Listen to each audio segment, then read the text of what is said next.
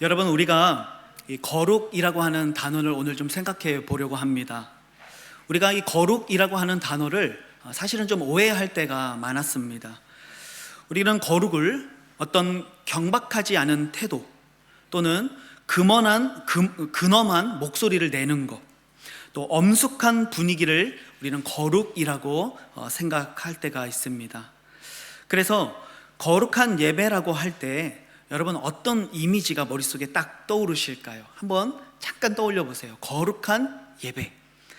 어쩌면 우리는 이 미켈란젤로의 천지창조가 그려진 높은 아치 아래에서 파이프 오르간에 아주 풍부하고 깊은 소리가 울려 퍼지며 신비롭고 아름다운 흰옷 입은 성가대에 맑고 청량한 목소리가 울려 퍼지고 한 영혼도 떠들거나 잡담하는 사람 없이 엄숙한 태도로 울림이 있는 하나님의 말씀을 듣고 있는 장면, 여러분 이것이 혹 거룩한 예배라고 하는 이미지로 다가오지는 않습니까?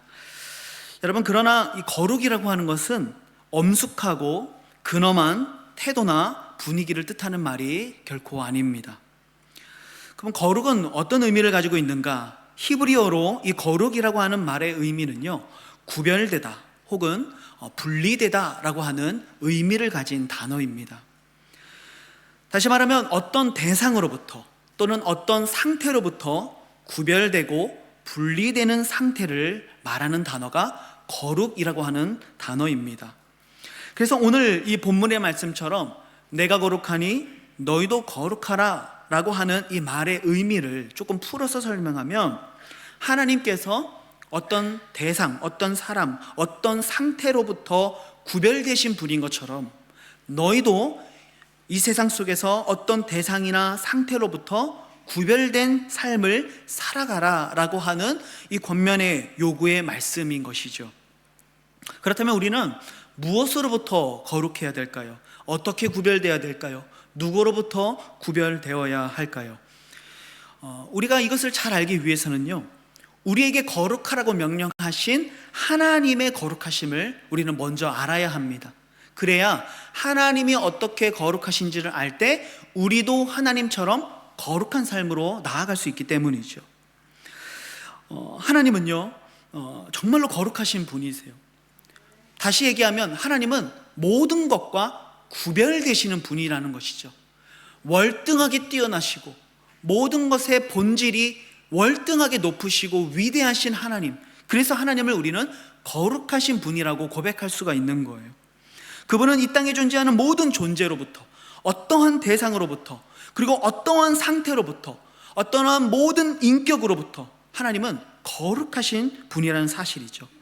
정말 많은 이야기들을 할 수 있겠지만 특별히 오늘 설교에서는 세 가지 하나님이 어떻게 거룩하신 분인지를 우리가 함께 생각해 보면서 우리 또한 그렇다면 어떤 거룩한 삶으로 나아가야 할 것인가를 우리가 함께 고민해 보는 이런 시간이 되었으면 좋겠습니다.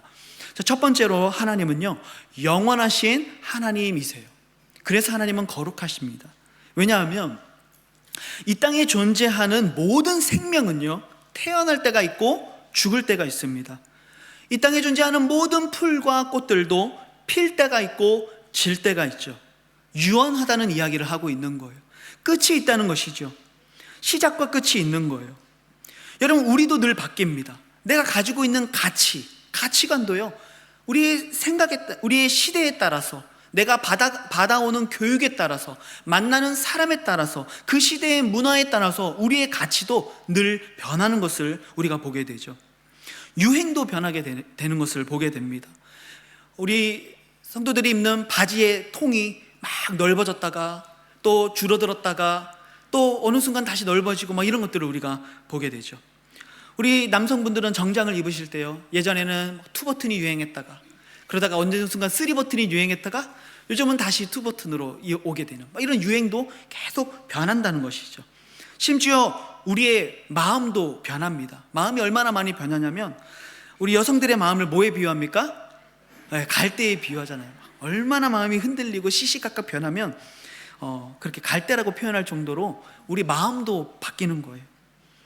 사소하게는요, 우리의 입맛도 변해요. 어릴 때는요, 고기, 소세지, 햄 이런 거 좋아하다가 어른이 되면서 점점 막 고추도 고추장에 찍어 먹고 매운 것도 먹고 그렇게 되잖아요. 호주에 처음 오셔서 즐겨 먹는 음식 중에 하나가 월남쌈이에요. 근데 이 월남쌈 먹을 때 처음에 뭘 안 먹어요? 고수를 안 먹습니다. 냄새가 싫다는 거죠. 근데 입맛도 바뀌어요. 조금만 이 호주 생활이 한 몇 년만 지나면요, 이제는 나는 고수 없으면 먹을 수 없어. 심지어 막 고수를 삼겹살과 같이 먹으시는 그런 분들도 계세요. 진정한 이 월남쌈에 고수가 되어가는 거죠. 입맛이 바뀌는 거예요. 나이도 들어가면서 외모도 점점 바뀌어갑니다. 주름도 생기고 살도 좀 처지고 머리도 희끗희끗해지고 산천도 강산도 10년, 20년이면 바뀌게 되어지죠. 이 세상에 존재하는 모든 것들은 다 바뀌고 때로는 없어지기도 하지만 이 세상에서 오직 변하지 않는 분, 오직 영원히 존재하시는 분이 계세요. 그분이 누구십니까? 하나님이시죠. 하나님은 그래서 영원하신 하나님이세요. 그래서 그 하나님의 영원하신 존재가 이 땅의 유한한 존재들과는 질적으로, 본질적으로 완전히 구별되는 것이죠. 그래서 하나님은 어떤 분이시다? 거룩하신 분이시다라고 우리는 고백하는 거예요. 성경에는 하나님이 거룩하시다, 영원하시다라는 사실을 여러 부분에서 가르쳐주고 있어요. 대표적으로 출애굽기 3장 14절 말씀을 보시면은요, 앞절에 이렇게 얘기합니다. 이르시되 나는 스스로 있는 자다.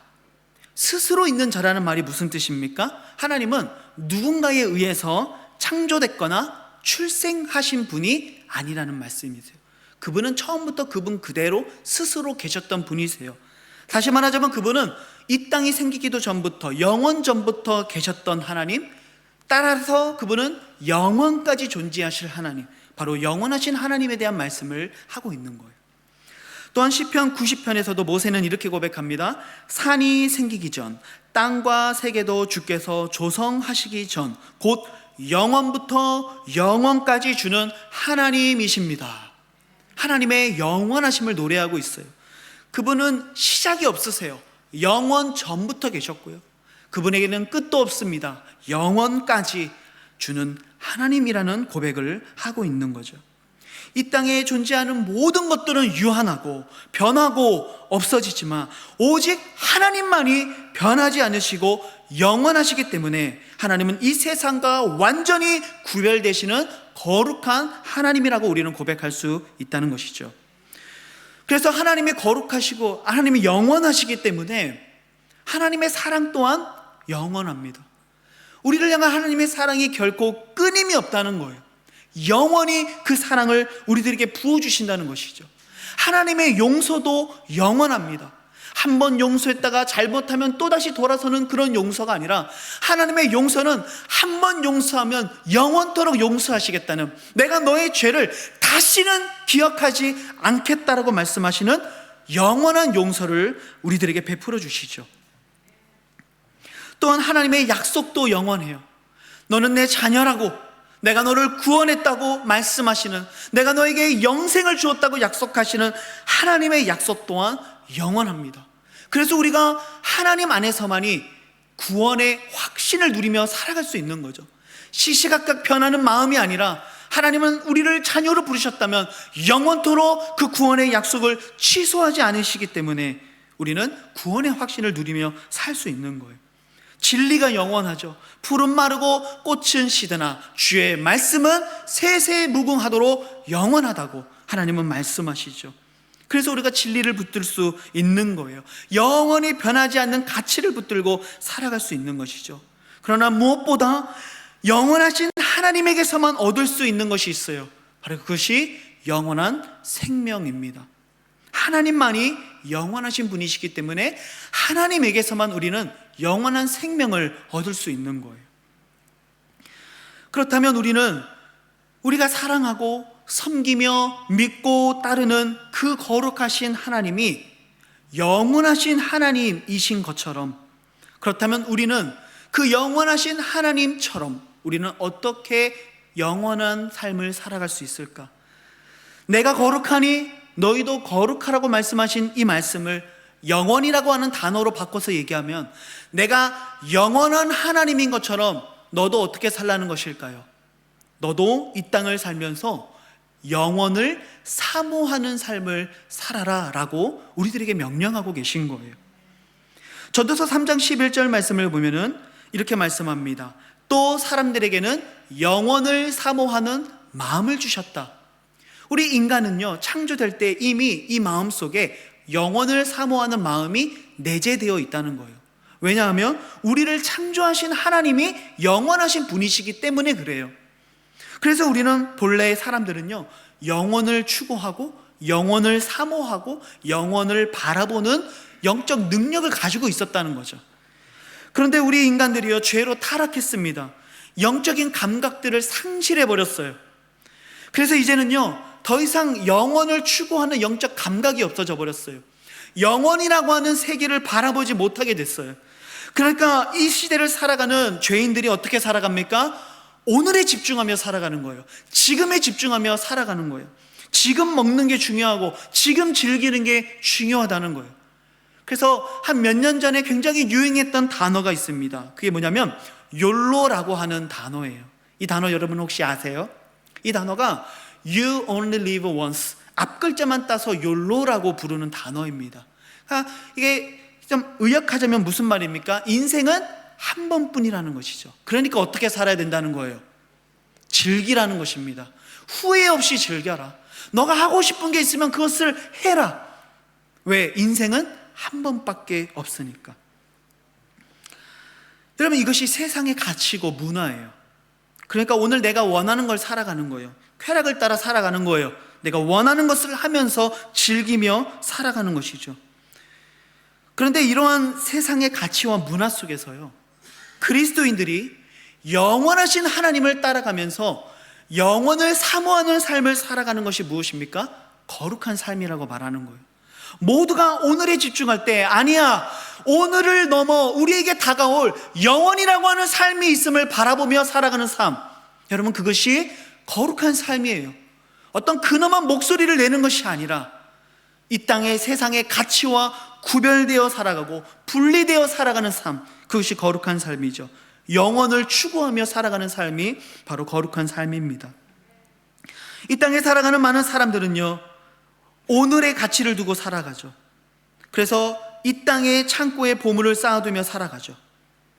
하지만 우리 그리스도인들은 어떻게 살아가야 합니까? 영원을 사모하는 삶, 영원을 준비하는 삶, 주님이 오실 그 길을 예비하며 살아가는 슬기로운 그 기름을 준비했던 다섯 처녀와 같은 삶을 살아가는 것이죠. 하늘의 창고에 보물을 쌓아두는 삶을 살아가는 것이죠. 잠시 있다가 없어질 것들에 소망을 두지 않는 삶을 살아가는 것이죠. 여러분, 이것이 그리스도인의 거룩한 삶이라고 말할 수 있는 거예요. 그런데 이 그리스도인들이요, 영원하신 하나님과의 관계가 멀어지기 시작합니다. 그 관계가 끊어지기 시작해요. 이 영혼을 향한 영적 감각을 상실한 채 살아가기 시작할 때요, 필연적으로 이러한 영혼들은요, 죽음에 대한 두려움에 빠질 수밖에 없어요. 왜요? 영혼을 바라보지 못하기 때문이죠. 끝을 보기 때문에 그들은 두려울 수밖에 없는 거예요.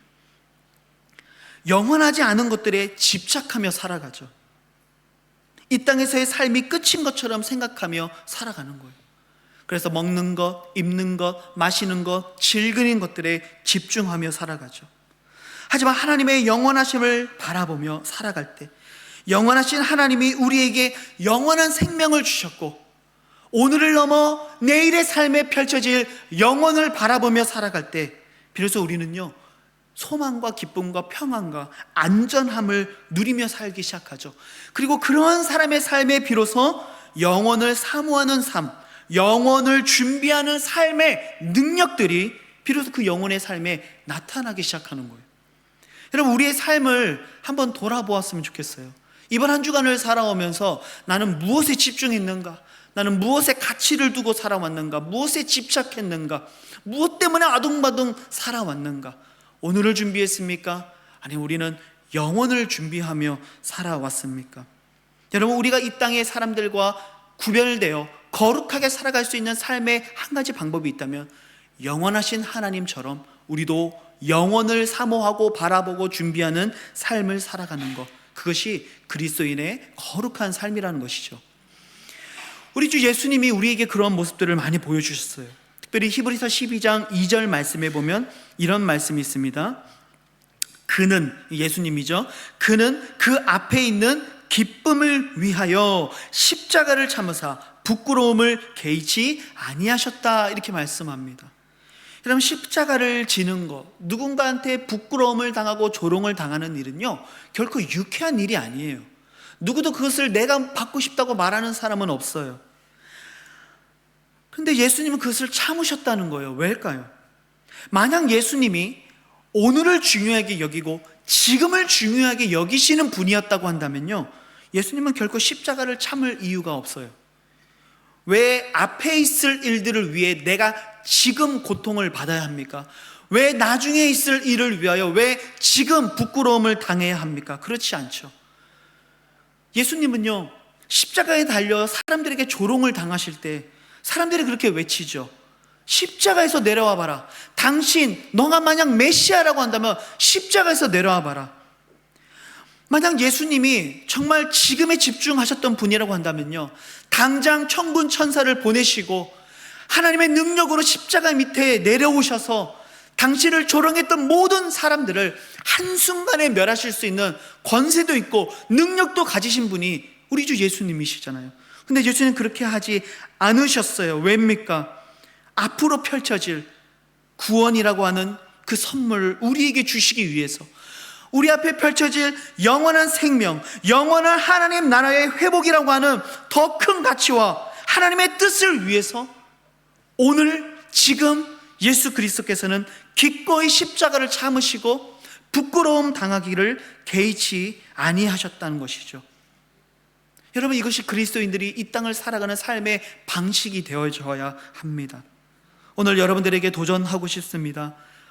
하나님의 영원하심을 바라보며 오늘도 영원하신 하나님을 따라 영원을 사모하는 거룩한 믿음의 삶이 될 수 있기를 우리 주님의 이름으로 축복합니다. 두 번째로, 하나님은 어떻게 거룩하신가? 하나님은 죄가 없으신 하나님이십니다. 죄로부터 분리되신 분이세요. 그래서 하나님은 거룩하신 분이시죠. 완전한 순결입니다. 하나님께는 악은 점 하나도 없으세요. 로마서 3장 10절 말씀에 보면 기록된 바 의인은 없나니 하나도 없으며 이렇게 얘기합니다. 의인이 하나도 없다고 얘기합니다. 바꿔 얘기하면 이 땅의 모든 사람들이 다 뭐라는 것이죠? 죄인이라는 말입니다. 우리는 다 죄인입니다. 오직 하나님만이 죄가 없으신 분이세요. 그래서 하나님이 거룩하신 분이신 거예요. 그분만이 죄가 없기 때문이죠. 근데 하나님이 이렇게 죄로부터 거룩하신 분이다라고 하는 이 사실은요, 하나님이 단지 죄를 짓지 않는다라는 의미를 넘어서요, 하나님은 어떤 분이시냐면 죄를 미워하시는 분이세요. 그래서 하나님은 그 죄를 그냥 두지 아니하시고 반드시 심판하시는 의로우신 하나님이시죠. 하나님은 죄로부터 완전히 구별되신 거룩한 하나님이시기 때문에 그분은 죄를 미워하시고 그분은 반드시 죄를 심판하시는 하나님이라는 사실이에요. 그렇다면 우리가 그 죄로부터 구별되신 하나님을 믿으며 살아가는데 그 완전히 죄로부터 구별되신 하나님을 따라 우리는 어떻게 죄로부터 구별된 삶을 살아갈 수 있을 것인가? 내가 죄를 짓지 않으면 될까요? 내가 노력하면 되는 것입니까? 아니요. 우리에게는요, 죄를 짓지 않고 살아갈 능력이 없습니다. 그것이 우리예요.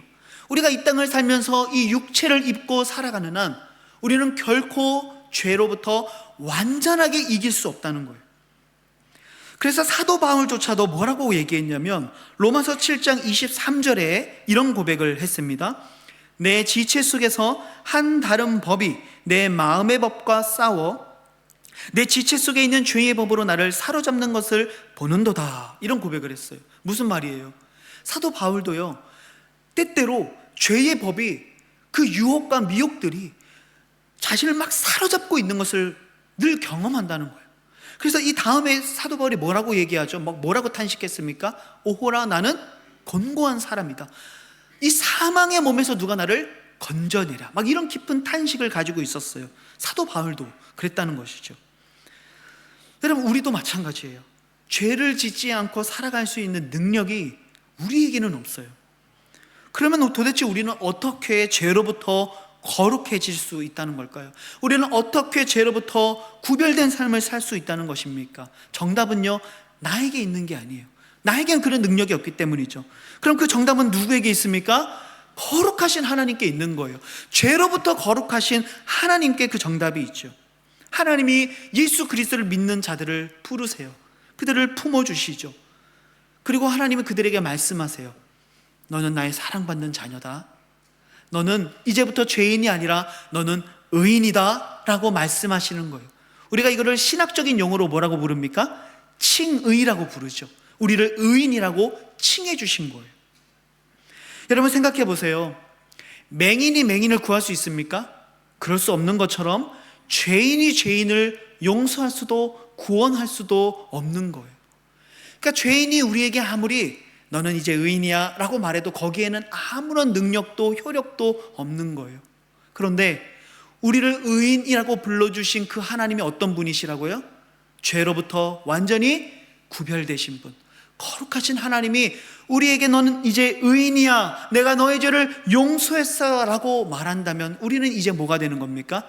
의인으로 살아가는 거예요. 거룩한 존재로 살아가는 것이죠. 하나님이 마치 우리를요, 은혜의 바다, 거룩의 바다에 우리를요 빠뜨리시는 거예요. 이전에는 우리가 막 구정물 속에 있었어요. 썩어가는 저수지 속에 허우적대고 있었어요. 근데 하나님이 그런 우리를 다 건지셔서요 저 깊은 태평양 바다에 던지시는 거죠. 여러분 그 순간 어떤 일이 일어납니까? 우리에게 있었던 모든 더러웠던 것들, 오물들이요 그 바닷물에 다 씻겨지는 거예요. 여러분 이것은 마치 무엇과 같냐면 태평양 바다, 그 넓은 바다 한가운데에다가 까만 잉크 한 방울을 똑 떨어뜨리는 것과 같은 거예요. 잉크가 떨어지자마자 그 잉크는 어떻게 됩니까? 사라져 버리는 거예요. 어디로부터 가서 어디로 흘러갔는지, 그 잉크가 어디에 도착했는지 아무도 알 수가 없는 거예요. 흔적도 없이 사라지죠. 왜요? 바다에 떨어졌기 때문에 그런 거예요. 우리는 더럽죠. 우리는 연약하죠. 근데 하나님이 우리를 들어 예수 그리스도를 통해 우리를 은혜의 바다로, 거룩의 바다로 우리를 던져버리셨어요. 우리에게 있었던 허물, 우리에게 있었던 모든 더러운 것들이 그 은혜의 바다 속에서 하나도 남김없이 다 씻겨져 버린 것이죠. 죄가 없으신 거룩하신 그 하나님께서 우리를 의인이라 불러주시기 때문에 우리는 더 이상 죄인이 아니라 의인이라 칭함받는 하나님의 자녀로 살게 되었다는 것입니다. 그래서 우리가 이 땅을 살면서 어떻게 이 세상과 다르게 죄로부터 거룩한 삶을 살 것인가? 그거는 우리가 무엇을 하고 무엇을 안 하고가 아니라 그저 나의 삶을 하나님의 은혜 가운데 던지는 것이죠. 주님 그렇습니다. 나는 부족하고 연약하지만 나는 하나님의 자녀입니다. 나는 예수 그리스도를 믿습니다. 예수님 나의 주님이십니다. 예수님 나의 구원자이십니다. 주님의 피로 나는 정결케 되었습니다. 나는 하나님의 자녀입니다. 나는 하나님 나라의 백성입니다. 하나님의 거룩한 신부입니다. 하나님 내가 거룩한 자녀답게, 하나님의 신부답게, 하나님의 백성답게 오늘을 살겠습니다라는 비로소 믿음의 힘, 거룩의 삶이 이 그리스도인들의 삶에 나타나기 시작하는 것이죠. 물론 넘어질 때가 있어요. 하나님이 우리를 거룩하게 의인이라 말씀하셨다고 해서 우리가 죄를 짓지 않는다는 것을 의미하는 것은 아니에요.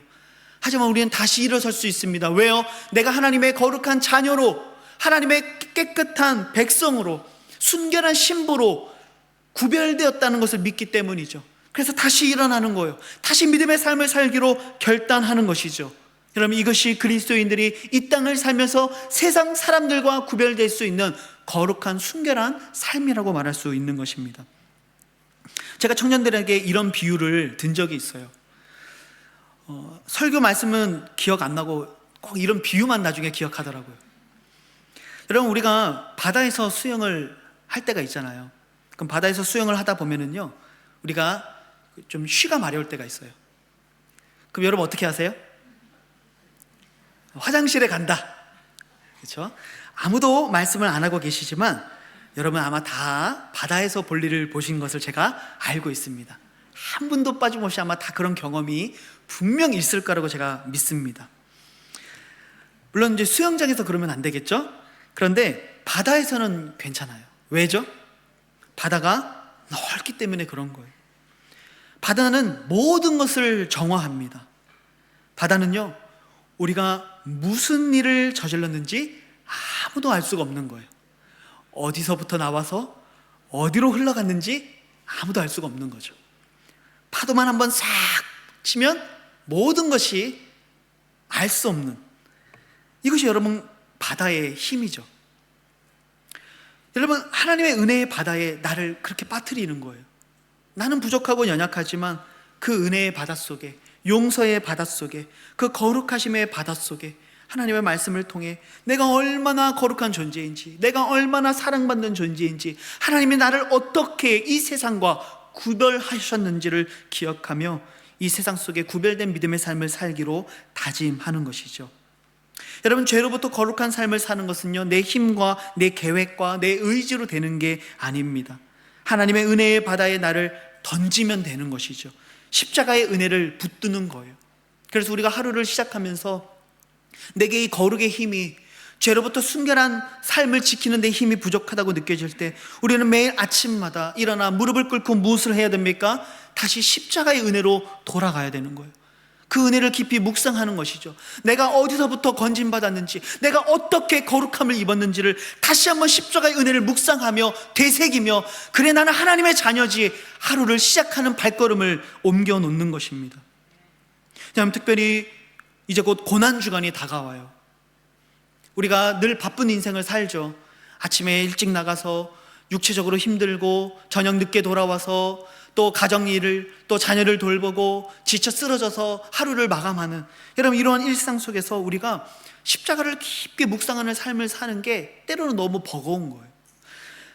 그런데 이 고난주간만이라도 우리가 이 십자가의 은혜를 깊이 묵상할 수 있는 좋은 기회가 되지 않겠습니까?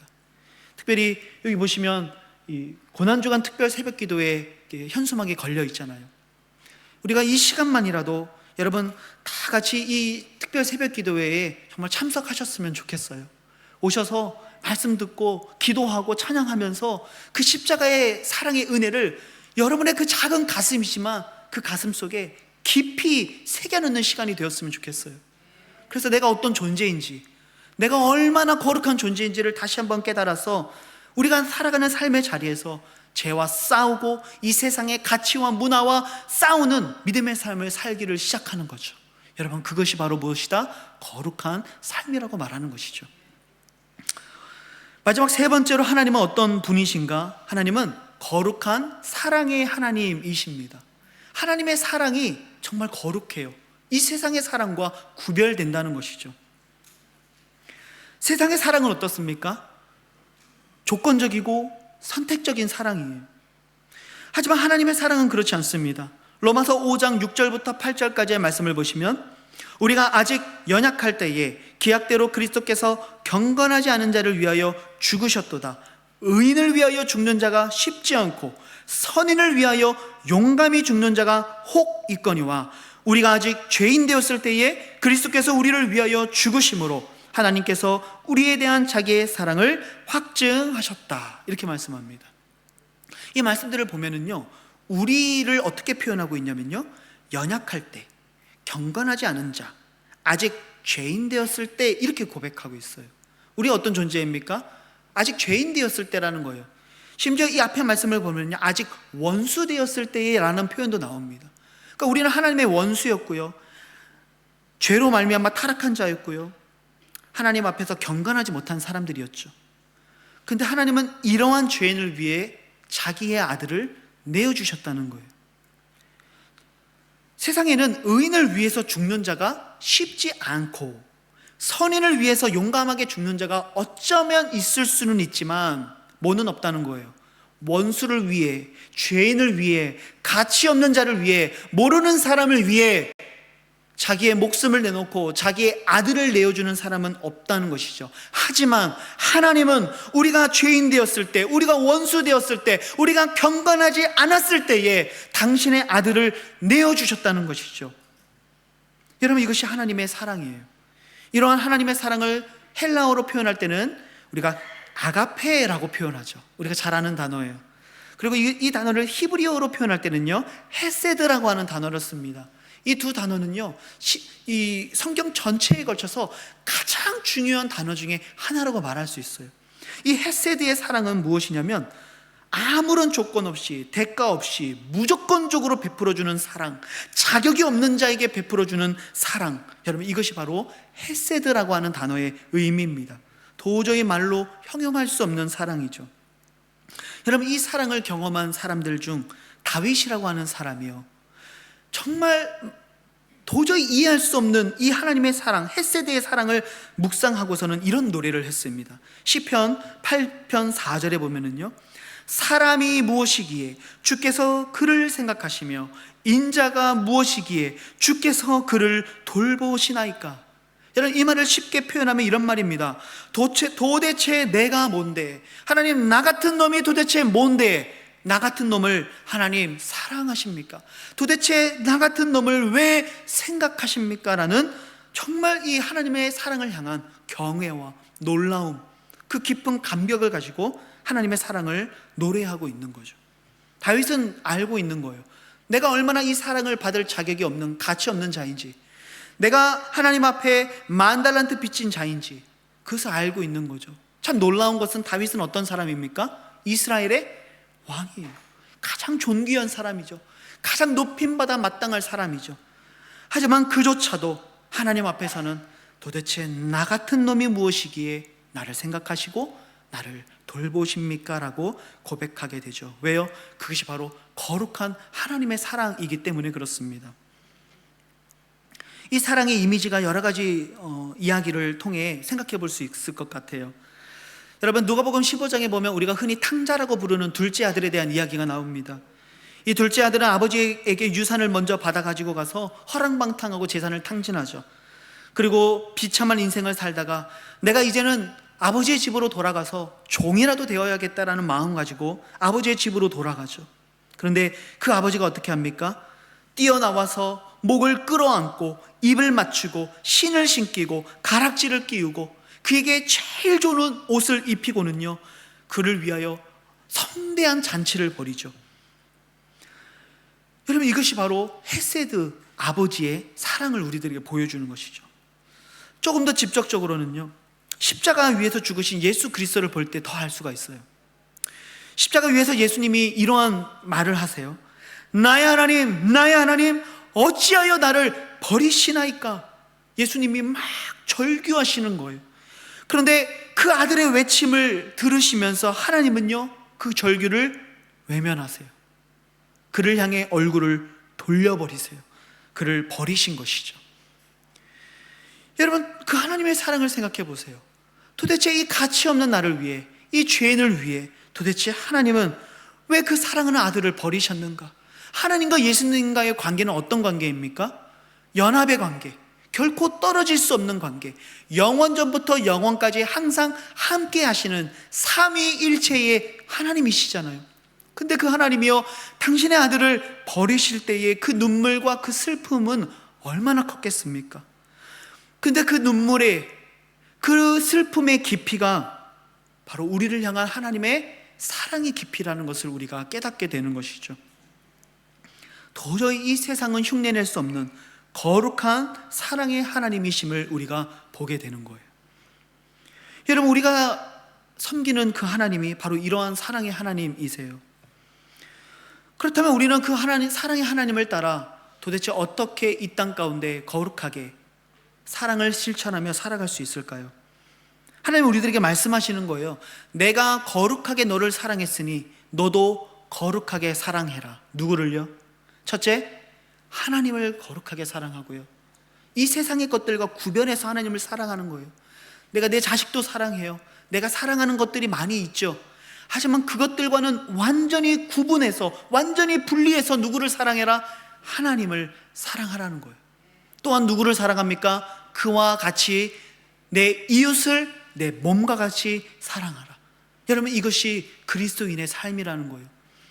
세상은 선택적으로 사랑하고 조건적으로 사랑할 때, 그리스도인들은요, 구별하여 하나님을 사랑하고 구별하여 이 세상에 있는 사람들을 무조건적으로, 그리고 선택하지 아니하고 누구든지 그들을 사랑하기 시작하는 것이죠.